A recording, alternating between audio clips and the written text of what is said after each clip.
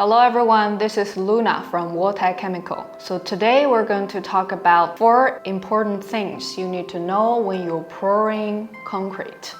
The first thing you need to know is that the water-cement ratio on workability.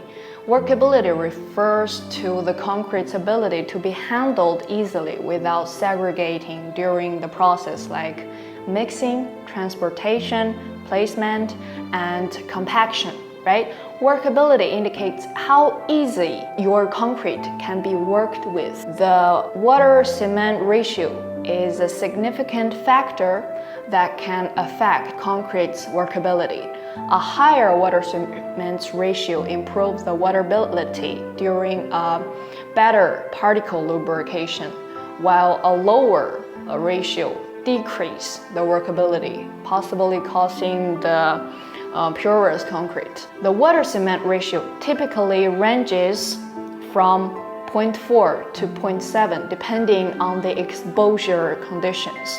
If the ratio is below 0.4, stiff concrete, if without superplasticizers. If the ratio is above 0.6, weak concrete is prone to leakage or corrosion. However, it's very important to note that the water-cement ratio alone does not determine the strength of the concrete.